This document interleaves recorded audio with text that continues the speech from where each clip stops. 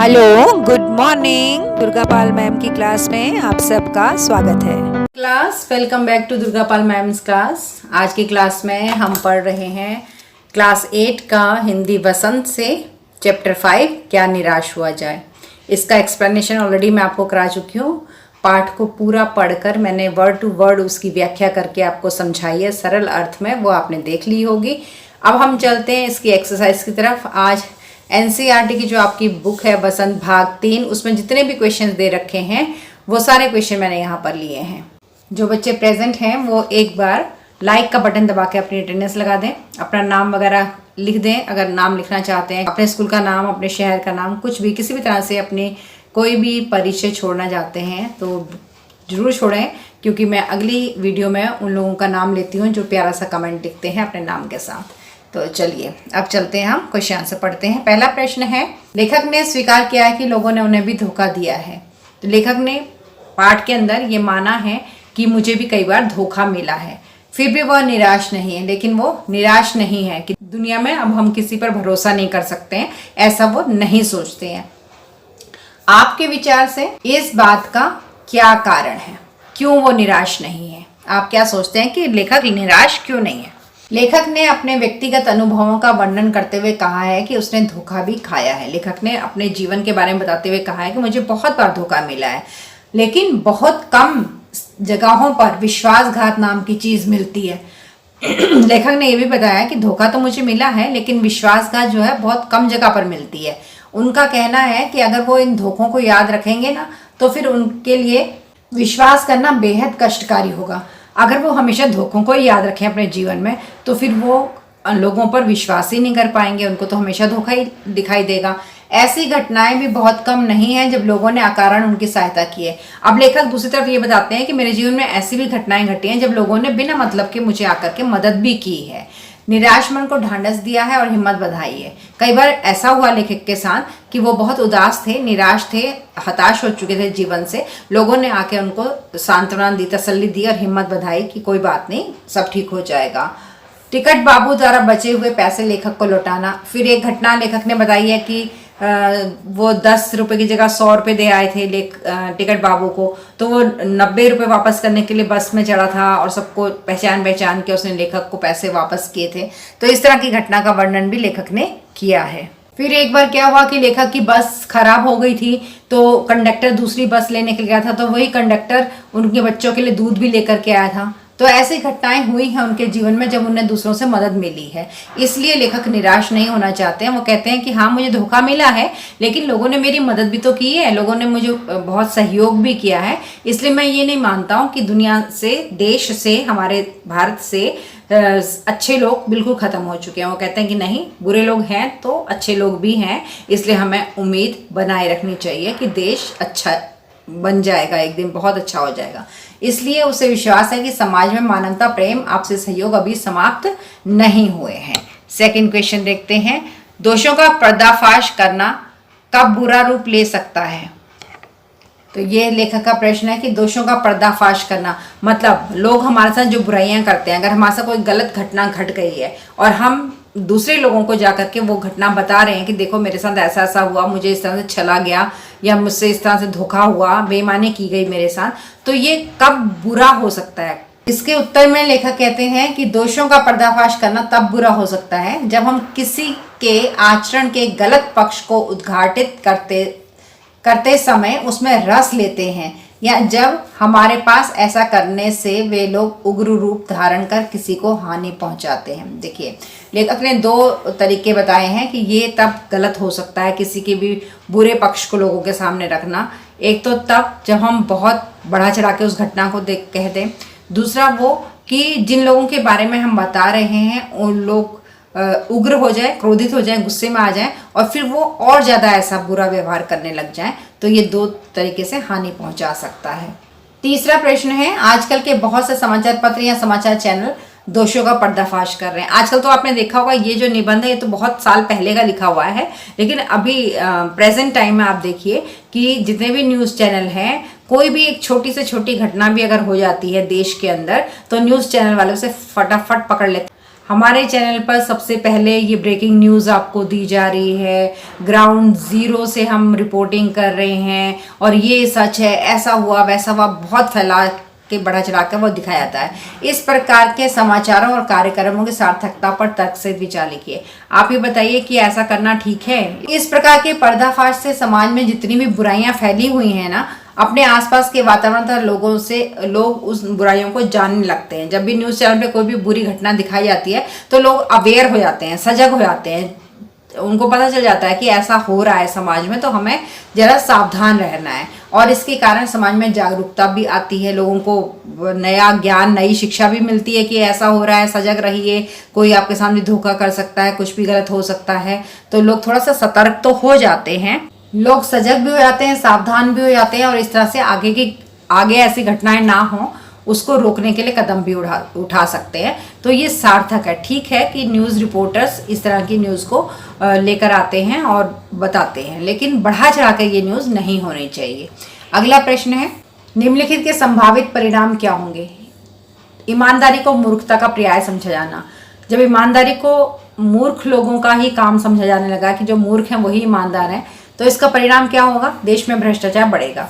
इसी तरह से नीचे जो दे रखा है, सच्चाई केवल भीरू और बेबस लोगों के हिस्से पड़ी है। तो अगर ऐसा ही है कि जो बेबस लोग हैं या डरपोक लोग हैं सिर्फ वही सच का साथ देते हैं, तो इसका परिणाम क्या होगा? इसका परिणाम होगा कि तानाशाही बढ़ेगी। तानाशाही बढ़ेगी मतलब जो लोग पावरफुल लोग हैं वो अत्याचार ज्यादा करेंगे। दूसरा पॉइंट है कि झूठ और फरेब का रोजगार करने वाले फल फूल रहे हैं। जो लोग झूठ बोलते हैं, धोखा देते हैं, वो लोग तो बड़े पैसे कमा रहे हैं, बड़े फल फूल रहे हैं। तो इसका परिणाम क्या निकलेगा? इसके परिणाम में भ्रष्टाचार बढ़ेगा। तीसरा था कि हर आदमी दोषी अधिक दिख रहा है, गुणी कम। हर आदमी को हम लोग ऐसे ही देखते हैं कि भैया ये तो जरूरी कोई धोखेबाज है। तो इससे क्या हो रहा है? इससे हमारा अविश्वास बढ़ रहा है, क्योंकि हम लोगों में विश्वास ही नहीं कर रहे हैं कि कोई अच्छा इंसान भी हो सकता है। तो ये 3 बातें हमें कही थी, हमने तीनों का परिणाम बता दिया कि क्या हो सकता है। अगला प्रश्न है, लेखक ने लेख का शीर्षक क्या निराश हुआ जाए क्यों रखा होगा? इस पाठ का नाम क्या निराश हुआ जाए ये क्यों रखा है? क्या आप इससे कोई बेहतर शीर्षक सुझा सकते हैं? शीर्षक का मतलब समझ में आता होगा क्लास 8 के बच्चों को। शीर्षक मतलब टाइटल मतलब नाम, किसी पाठ का जो नाम होता है उसे शीर्षक कहते हैं। तो क्या आप कोई दूसरा शीर्षक इसके लिए सुझा सकते हैं या यही शीर्षक ठीक है तो क्यों? लेखक ने इस लेख का शीर्षक क्या निराश हो जाए उचित रखा है, यानी ठीक है। ये आजकल हम अराजकता की जो घटनाएं अपने आसपास घटते देख रहे हैं, जिससे हमारे मन में निराशा भर जाती है, लेकिन लेखक हमें उस समाज के मानवीय गुणों से भरे लोगों को और उनके कार्यों को याद करने के लिए कह रहा है, जिससे कि हम निराश ना हो। लेखक का इस उद्देश्य इस पाठ को लिखने से ये है कि हमारे मन में जो निराशा भर गई है कि अब ये देश जीने के लायक नहीं रहा, सभी तरफ धोखा है, भ्रष्टाचार है, हम किस पर विश्वास नहीं कर पा रहे हैं।